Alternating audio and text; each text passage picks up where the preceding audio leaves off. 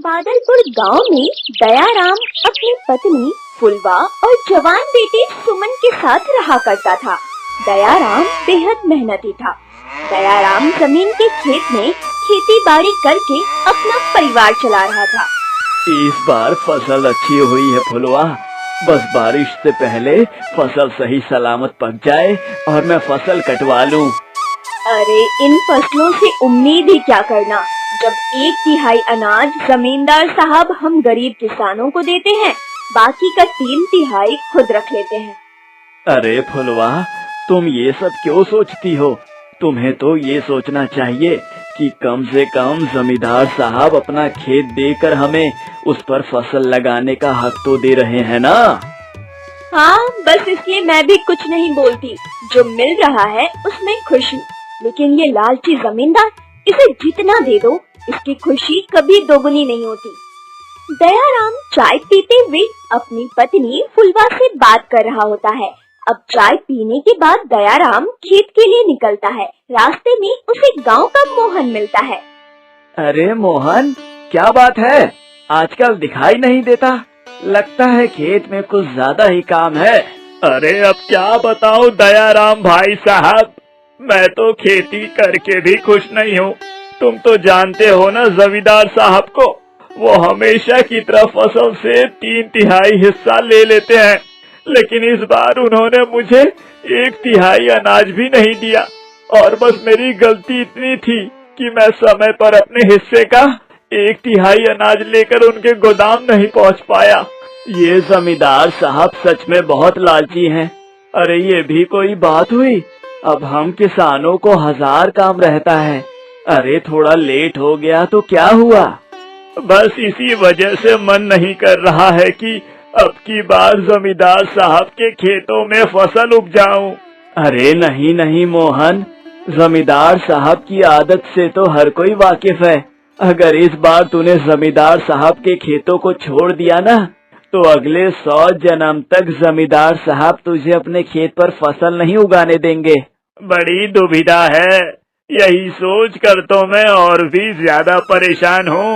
जमींदार बबलू सिंह न सिर्फ गांव के किसी एक किसान पर अत्याचार कर रहा था, बल्कि बादलपुर के हर एक घर में एक किसान था, और वो किसान जमींदार बबलू सिंह के अत्याचार और गुलामी को सह रहे थे। अरे इस बार तो किसानों से अच्छी वसूली कर ली है। बस बारिश से पहले ये गोदाम और भी अनाजों से भर जाएगा। उसके बाद शहर से आए व्यापारियों को मैं अच्छे खासे दामों में अनाज की बोरियां बेच सकूंगा। अरे मालिक, आपके होते हुए कभी घाटा हो सकता है क्या? अभी तो बारिश का मौसम आने दीजिए, फिर तो चारों तरफ और भी ज्यादा अनाज की बोरियां नजर आएंगी। हाँ। जमींदार और उसका नौकर बात कर ही रहे होते हैं कि तभी वहाँ गांव की कमली काकी का आना होता है। अरे जमींदार साहब, जरा कुछ अनाज दे दो।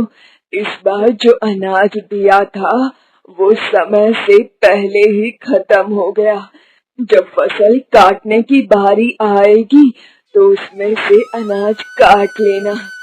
अरे अरे अरे, ऐसे कैसे अनाज दे दे जमींदार साहब? तुम्हें तो तुम्हारा हिस्सा पहले ही मिल चुका है ना। अब इसमें तुम्हारी गलती है ना कि तुम्हारा परिवार बड़ा है और अनाज खत्म हो गया है। चुप कर तू। मालिक के होते हुए नौकर का बोलना शोभा नहीं देता। मैं जमींदार साहब से बात कर रही हूँ ना, तो तू बीच में क्यों बोल रहा है? रामू जो बोल रहा है बिल्कुल सही कह रहा है। आपको आपका हिस्सा पहले ही मिल चुका है अम्मा। तो अब जब फसल कटेगी तो देखेंगे। अभी तो अनाज बिल्कुल भी नहीं है। राम राम राम, झूठ बोलते हुए शर्म नहीं आ रही तुम लोगों को? अनाज से पूरा गोदाम भरा हुआ है, लेकिन इतना बड़ा झूठ बोल रहे हो कि अनाज ही नहीं है। ये जमींदार साहब की मेहनत का हिस्सा है। आपको आपकी मेहनत का हिस्सा मिल चुका है। अब जाइए यहाँ से, बहस मत कीजिए। अरे मेरे बच्चों ने कल रात से खाना नहीं खाया है। मुझ पर ना सही मेरे छोटे छोटे पोती पोतियों पर तो तरस खा लो। अरे तो हम क्या करें? हम अपना पेट देखें, अपने बच्चों को देखें या फिर गांव के बच्चों को गोद लें? अम्मा अब घर जाओ, यहाँ तो आपकी दाल गलने से रही। अब वो बूढ़ी औरत वहाँ से चली जाती है। जमींदार सिर्फ लेना जानता था, वो किसी की मदद कर दे ऐसा बिल्कुल नहीं था। ऐसे ही समय बीत रहा होता है और एक रोज फुलवा दयाराम से कहती है, अजी सुमन की शादी तय हो गई है, अब आपको कुछ पैसों का इंतजाम करना होगा। मैं इतने सालों से जमींदार साहब के खेतों में काम कर रहा हूँ और पूरी ईमानदारी से काम कर रहा हूँ। मुझे पूरी उम्मीद है कि वो मुझे पैसे देने से मना नहीं करेंगे। जी देख लीजिए, क्योंकि आपको पहले से सब कुछ तय करना होगा। बेटी की शादी में खर्च करने के बारे में तो आप जानते ही हैं। हाँ हाँ बिल्कुल, मैं जमींदार साहब से कल ही बात करूँगा। और देखो, बारिश का मौसम भी नजदीक आ चुका है और ये बारिश धीरे धीरे फसलों को बर्बाद भी कर सकती है। अगर लगातार बारिश होने लगी तो मुझे फसल कटवाना होगा। अगले ही दिन दयाराम जमींदार के घर पहुंचता है। अरे आओ आओ दयाराम, क्या बात है? बारिश का मौसम और चाय पकौड़ों का मजा ही कुछ और है। तुम्हें भी चाय पकौड़ों का आनंद लेना है तो बताओ, मैं मंगवाता हूँ तुम्हारे लिए भी चाय और पकौड़े। नहीं नहीं जमींदार साहब, मुझे चाय पकौड़े नहीं खाने, मैं तो बस काम से आया था। अरे हाँ हाँ दयाराम, बताओ क्या काम है? सब ठीक तो है ना? बड़े चिंता में लग रहे हो। जमींदार साहब, मैंने अपनी बेटी की शादी अगले महीने तय कर दी है। 15 दिन बाद मेरी बेटी सुमन की शादी है। बस थोड़ा सा पैसा उधार चाहिए था। जैसे ही पैसे मेरे हाथ में आएंगे मैं आपको तुरंत लौटा दूंगा। अरे रामू, तीखी चटनी डाल इसमें, पकौड़ों में मजा ही नहीं आ रहा है। हाँ, तू क्या कह रहा था? बिटिया की शादी है और तुझे पैसे उधार चाहिए? जी जमींदार साहब, बिटिया की शादी है और कुछ पैसे उधार चाहिए। जैसे ही होंगे मैं आपको वापस लौटा दूंगा। देख दयाराम, 100 बात की एक बात, अभी मेरे पास इतने पैसे नहीं हैं कि मैं तुझे उधार दे सकूं। और तू अच्छे से जानता है कि मानसून दस्तक दे चुकी है और इसी वजह से अभी फसल की कटाई होगी और उसके बाद कुछ अनाज आएंगे तो उन्हें बेचकर पैसे आने में भी काफी समय है। तो मेरे हाथ बिल्कुल खाली हैं अभी। ऐसा है क्या? मैंने तो आपसे ही आशा लगाई थी मालिक। अब मैं किसके सामने जाकर हाथ फैलाऊं? अरे देख ले, तुझे जो पैसे दे दे उसके सामने हाथ फैला ले, बाकी मेरे पास तो अभी इतने पैसे नहीं हैं। जमींदार की बात सुनकर दयाराम अब उदास घर चला जाता है। अब फुलवा दयाराम को उदास देखकर कहती है, मुझे पता था जमींदार साहब आपको पैसे देंगे ही नहीं, आपका उतरा हुआ चेहरा ही बता रहा है। हाँ फुलवा, तुम ठीक कहती थी। जमींदार साहब ने पैसे देने से साफ मना कर दिया। कह रहे थे कि मानसून का मौसम चल रहा है और फसल अभी कटकर नहीं आई है और उसे बेचने में भी समय लगेगा। न जाने क्या क्या बहाना बना दिया उन्होंने। दयाराम अब जैसे तैसे पैसों का इंतजाम करता है और अपनी बेटी की शादी में लग जाता है। इधर जमींदार का नौकर जमींदार को एक तरकीब सुझाता है। अरे मालिक, आपको एक अच्छी खबर देता हूँ। अभी अभी दयाराम अपनी बेटी की शादी में लगा है और फसल पक चुके हैं। उसे खेती पर बिल्कुल भी ध्यान नहीं है। आप अपने आदमियों से कहकर फसल कटवा लीजिए। जब दयाराम आएगा तो कह देना कि अपनी बेटी की शादी में खेती बाड़ी भूल गया था क्या। ये तो तूने बहुत ही अच्छा सुझाव दिया। चलो आदमियों से कहा जाए कि दयाराम के खेत से सारी फसल काट ली जाए। जमींदार भी अपने नौकर की बात में आकर दयाराम के खेत से सारी फसल कटवा लेते हैं। दयाराम तो अपनी बेटी की शादी में लगा हुआ था। इधर कई दिन बीत जाते हैं और बारिश रुकने का नाम ही नहीं ले रही थी। एक रोज मोहन दयाराम के घर आता है। और दयाराम भाई साहब, बिटिया की शादी तो अच्छे से निपट गई ना? लेकिन एक बात बताइए, ये फसल कटवाने की इतनी भी क्या जल्दी थी? कुछ दिन और रहने दिया होता तो वो और अच्छे से पक जाता। अरे मोहन क्यों मजाक कर रहा है? मुझे तो सुमन बिटिया की शादी से फुर्सत ही नहीं मिली, तो भला मैं कैसे फसल कटवा सकता हूँ? अरे दयाराम भाई, कैसी बात कर रहे हो? 2 दिन पहले ही जमींदार के आदमी आपकी खेत की सारी फसल काट कर ले गए। मुझे तो लगा कि अब शादी में व्यस्त है तो उन लोगों ने फसल कटवा ली है। अरे जरूर जमींदार साहब ने कोई चाल चली है, मैंने तो फसल काटने की सोची तक नहीं थी। आप जल्दी से जाकर जमींदार साहब से बात कर लो। दयाराम अब तुरंत ही जमींदार के पास पहुंचता है और अपनी फसल की बातचीत करता है। तो जमींदार दयाराम से कहता है, दयाराम, तू अपनी बेटी की शादी करने में इतना ज्यादा व्यस्त हो गया था कि तुझे खेत में लगे फसल की परवाह तक नहीं थी। तो मेरे आदमियों ने बताया कि फसल काटने लायक हो चुकी है और बारिश भी लगातार हो रही थी, तो मैंने फसल कटवा ली और अब इसमें से तुझे 1/3 हिस्सा भी नहीं मिलेगा। ये तो आप मुझ पर अत्याचार कर रहे हैं, ये सरासर गलत है। जमींदार साहब, अभी अभी मैंने अपनी बेटी की शादी की है और मैं कर्ज में डूबा हुआ हूँ। देख दयाराम, मैंने तुझे अपना फैसला सुना दिया है, बाकी अब तुझे जो सही लगे वो कर। दयाराम अब उदास मन से घर चला आता है और अपनी पत्नी फुलवा को सारी बात बताता है। इधर जमींदार शहर से व्यापारी के आने का इंतजार कर रहा था, जो जमींदार के गोदाम में भरे अनाज के एडवांस पैसे दे चुका था। रामू, बारिश लगातार हो रही है, जैसे ही बारिश रुकेगी ना वैसे ही शहर से व्यापारी आकर अनाज ले जाएंगे। बस तू अनाज की बोरियों का ध्यान रखना, आजकल गांव में चोरी चकारी खूब हो रही है। हाँ हाँ मालिक, मैं जरूर ध्यान रखूंगा। मालिक, आप चिंता न करिए।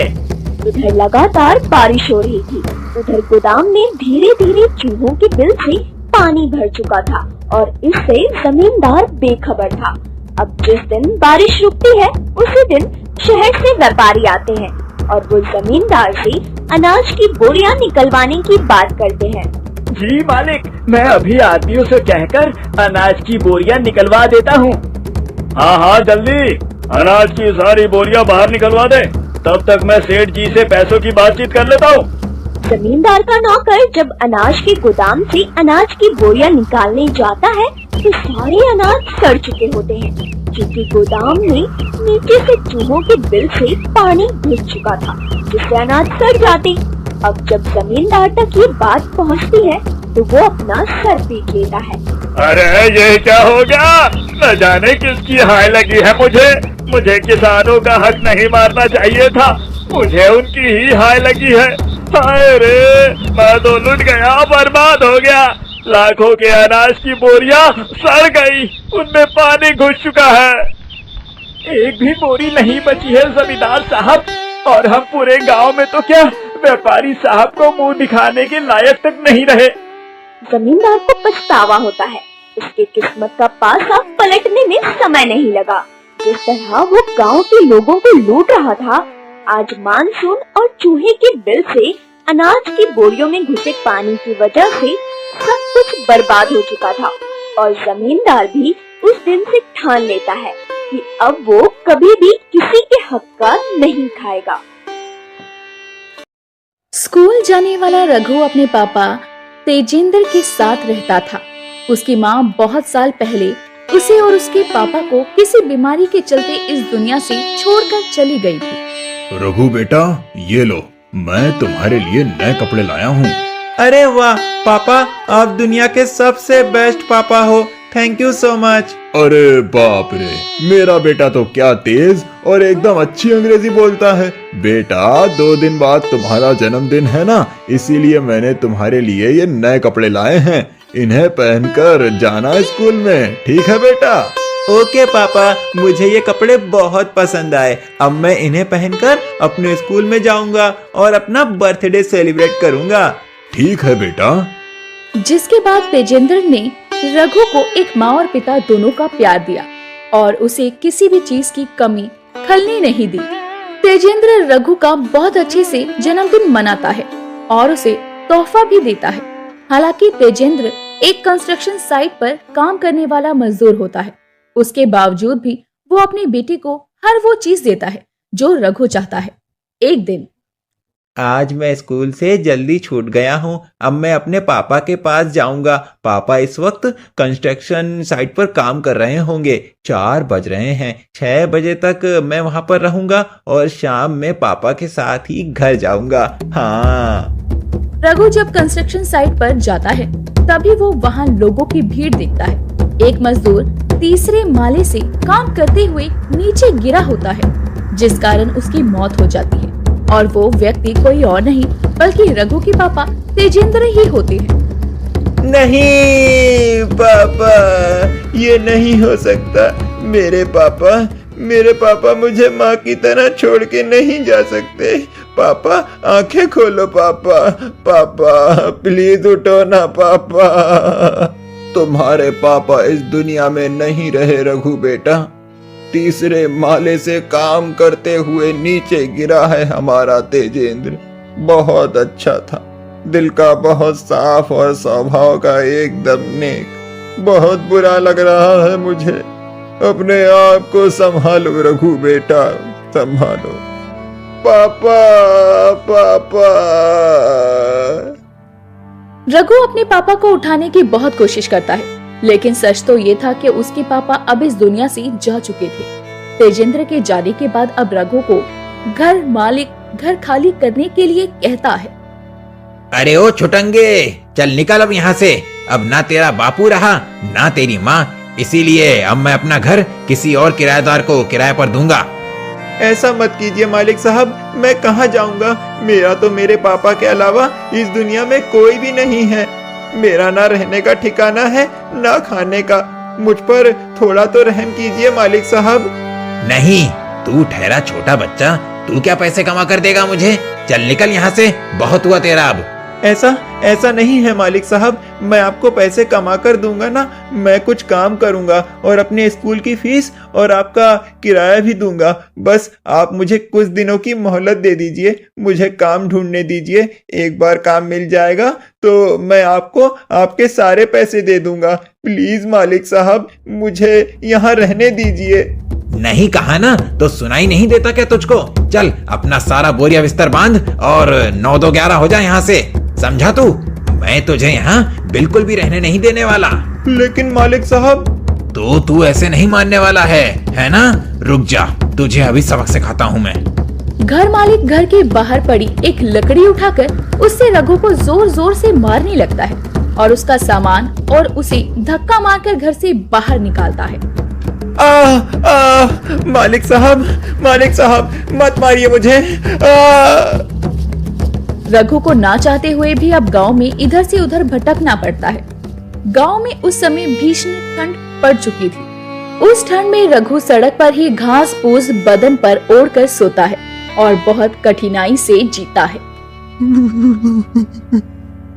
ये सब क्या हो गया पापा? माँ, आप दोनों की बहुत याद आ रही है। भगवान जी, आपने ये मेरे साथ बहुत गलत किया। पहले मेरी माँ को मुझसे छीन लिया और अब मेरे पापा को भी। ऐसा क्यों किया आपने मेरे साथ? अब मैं अकेला कैसे जीऊंगा इस निर्दयी और धोखेबाज जमाने में, जहाँ कोई किसी का नहीं है। हर कोई मतलबी है और बस अपना ही स्वार्थ देखता है। गरीब और जरूरतमंद की मदद के लिए कोई हाथ नहीं बढ़ाता है। कोई इतना कठोर कैसे हो सकता है? क्या हो गया है आजकल के लोगों को? मेरे पापा और मम्मी तो ऐसे नहीं थे। इतने गरीब होने के बावजूद भी वो जरूरतमंद लोगों की मदद किया करते थे। रघु को अब स्कूल से भी निकाल दिया जाता है क्योंकि उसके पास स्कूल फीस भरने के लिए भी पैसे नहीं होते। रघु अब अपना गुजर बसर करने के लिए नौकरी की तलाश करने लगता है, लेकिन उसे कोई भी नौकरी नहीं देता और हर कोई उसे अपनी दुकान से बाहर निकालता है। रघु बहुत दुखी हो जाता है और वो जंगल में पेड़ की छाया में बैठकर रोने लगता है। किसी ने मुझे काम नहीं दिया, अब मैं क्या करूं? माँ, पापा, मुझे भी अपने पास बुला लीजिए आप दोनों। मुझे नहीं जीना इस दुनिया में जहाँ बच्चों की कोई मदद नहीं करता है। आज आप दोनों होते तो मुझे ये दिन देखने की नौबत नहीं आती। तभी वहाँ से एक ब्राह्मण गुजर रहे होते हैं और वो रोते हुए रघु को देखकर हैरान हो जाते हैं और रुककर उससे कहते हैं, बेटा, क्या हुआ तुम्हें? तुम रो क्यों रहे हो? क्या बात है, मुझे बताओ। वो मैं। घबराओ मत बेटा, क्या पता मेरे पास तुम्हारी समस्या का हल हो। क्या पता मैं तुम्हारी किसी प्रकार से मदद कर पाऊं। ब्राह्मण जी, वो। रघु उस ब्राह्मण को सारी बात बताता है और उसके बाद वो ब्राह्मण अपनी जादुई दिव्य शक्तियों से वहाँ पर जादुई जूते प्रकट करता है और उन्हें देखकर रघु की आंखें फटी की फटी रह जाती है। ये क्या? ये तो गजब हो गया ब्राह्मण जी। इसका मतलब आप एक जादूगर हो?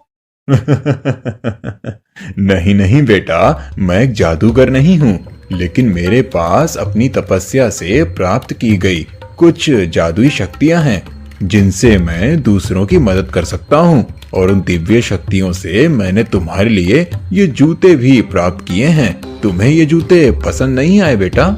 ये जूते तो बहुत ही ज्यादा सुंदर और प्यारे हैं ब्राह्मण जी, लेकिन मेरे पास तो ये चप्पल हैं। फिर भी आपने मुझे ये जूते क्यों दिए हैं? वो इसीलिए क्योंकि ये जूते कोई मामूली जूते नहीं हैं। मतलब? ये जूते जादुई जूते हैं, जादुई जूते। जादुई जूते?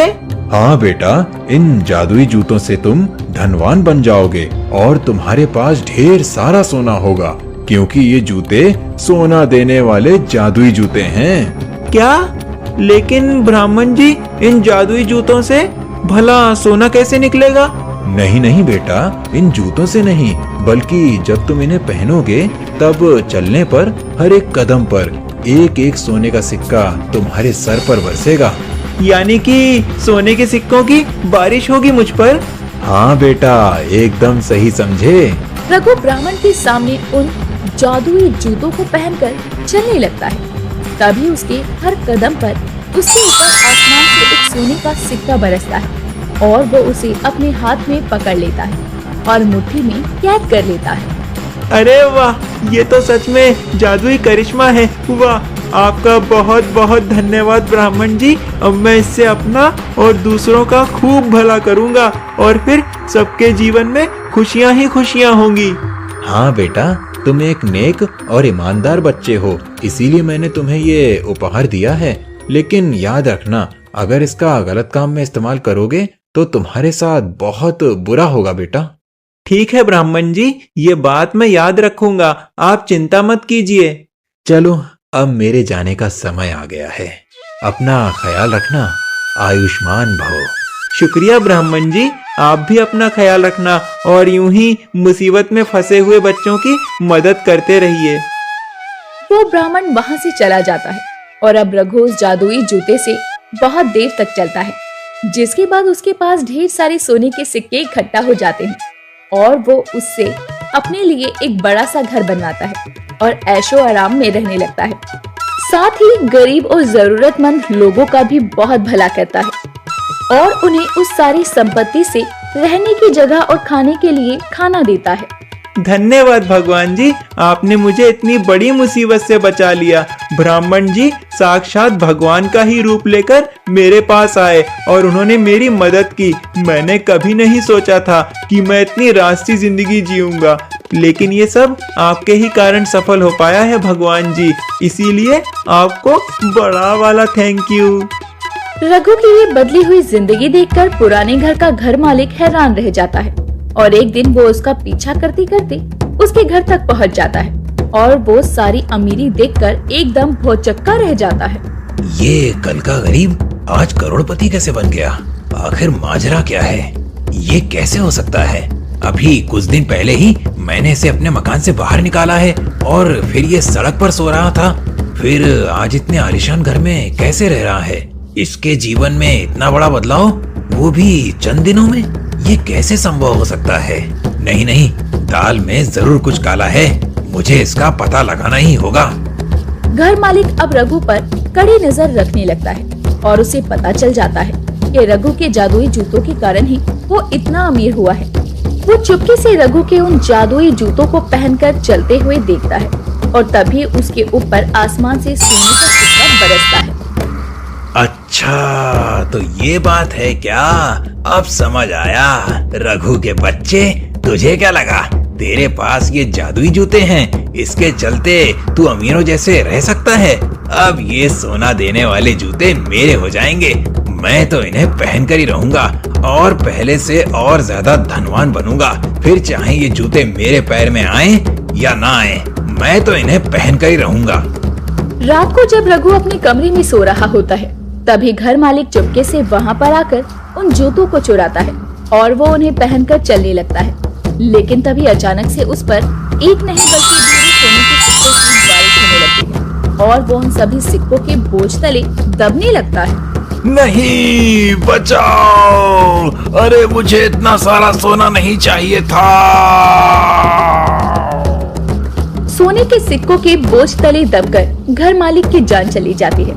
इस प्रकार उसे उसकी लालच की सजा मिल जाती है और वो जादुई जूते घूम फिर कर वापस रघु के पास ही चले जाते हैं और रघु उनका इस्तेमाल करके अपना और दूसरों का जीवन बहुत सुंदर बनाता है और हर एक जरूरतमंद की मदद करता है।